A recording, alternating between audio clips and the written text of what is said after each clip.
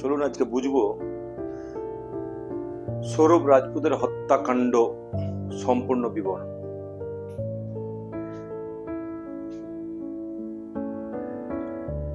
সৌরভের হত্যাকাণ্ডগুলি 2025 সালে মার্চ মাসে ইউপি মিরাট শহরে সংঘটিত একটি নৃশংস ঘটনা।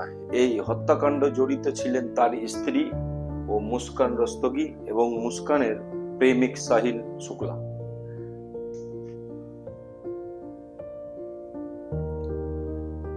সৌরভ ও মুস্কান 2016 সালে দুজন মিলে বিয়ে করে। তারপর তাদের একটি কন্যা সন্তানও রয়েছে। কিছুদিন পর চাকরি ছেড়ে মুস্কানের সঙ্গে সময় কাটাতে বাড়ি ফিরে আসেন। তবে পারিবারিক কারণে তারা বাড়ি থেকে ভাড়া বাড়িতে থাকতে শুরু করেন।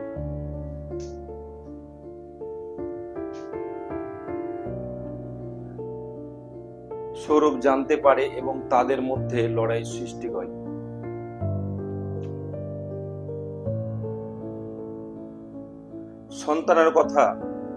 সন্তানের কথা ভাবা চিন্তা করার পরে ওরা দুজন পুরনো কথা, লড়াইয়ের কথা এবং পুরনো ওদের ঝগড়া ছেড়ে দিয়ে নিজের সন্তানের কথা ভেবেচিন্তে তারা আবার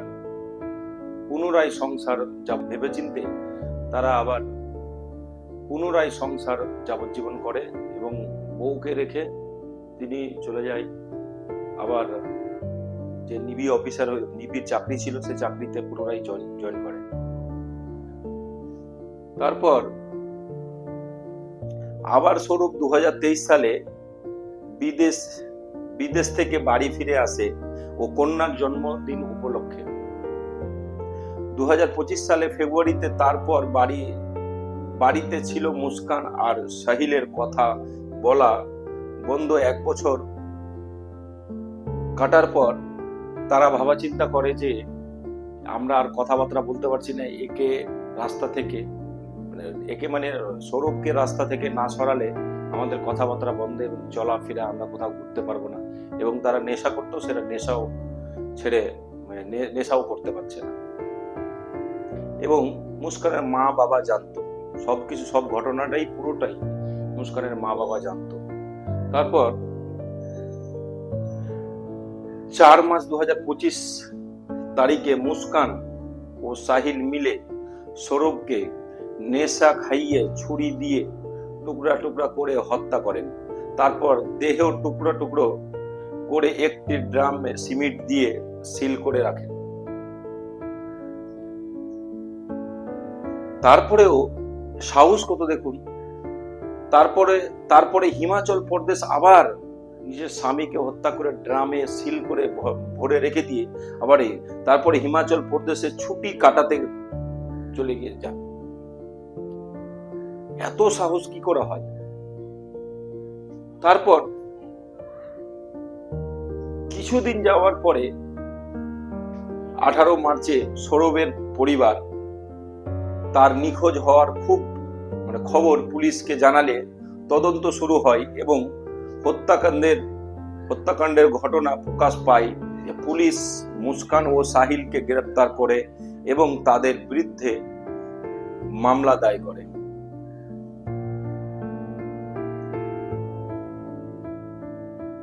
ময়নাতদন্তে প্রকাশ পায় যে সৌরভের মাথা শরীর থেকে বিচ্ছিন্ন ছিল। উভয়ের দুটোই হাত তার ধড় থেকে আলাদা ছিল এবং কাটা হয়েছিল এবং পা পিছনের দিকে বাঁকানো ছিল, যা ইচ্ছাকৃত ইঙ্গিত দেয় যে দেহটি ড্রামে ফিট করার চেষ্টা করা হয়েছিল। মৃত্যুর কারণে হিসেবে শোক এবং অতিরিক্ত রক্তপাত ও দায়ী করা হয়। এবং এত রক্তারক্তি ছিল, রক্তগুলো পুরো সিমেন্টে লেগেছিল এবং ঠিক মতন পরিষ্কার করাও হয়। ময়নাতদন্তকারী চিকিৎসকরা জানান হত্যার আগে সৌরভের হৃৎপিণ্ডে 3 বার জোরালো ছুরির আঘাত করা হয়েছিল, যা অত্যন্ত সহিংস ও আক্রমণের প্রমাণ বহন করে। তদন্তে উঠে আসে যে মুস্কান বলিউড অভিনয়ে স্বপ্ন দেখতেন এবং সেই উদ্দেশ্যে বাড়ি থেকে একাধিকবার টাকা চুরি করে মুম্বাই পালিয়ে গিয়েছিলেন। স্বপ্ন আবার কম না, কত বড় স্বপ্ন।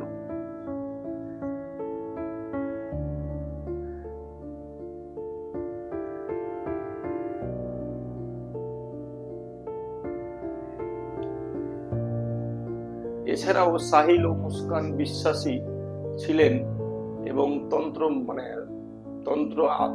অন্ধবিশ্বাসকে বিশ্বাস করতেন, এবং কি সাহিলের বাড়িতে অনেক কিছু সাধু, কালা জাদু করা অনেক কিছু জিনিস পেয়েছিল, যে অন্ধবিশ্বাসীতে তারা দুজনে জড়িয়ে থাকতো এবং তারা ড্রাগসের নেশা করতো। এবং মুস্কানের মা ও বাবা বলে সে ইঞ্জেকশন নিত, ড্রাগস নিত এবং ইঞ্জেকশন নিত। অনেকদিন চলার পরে সাহিল এবং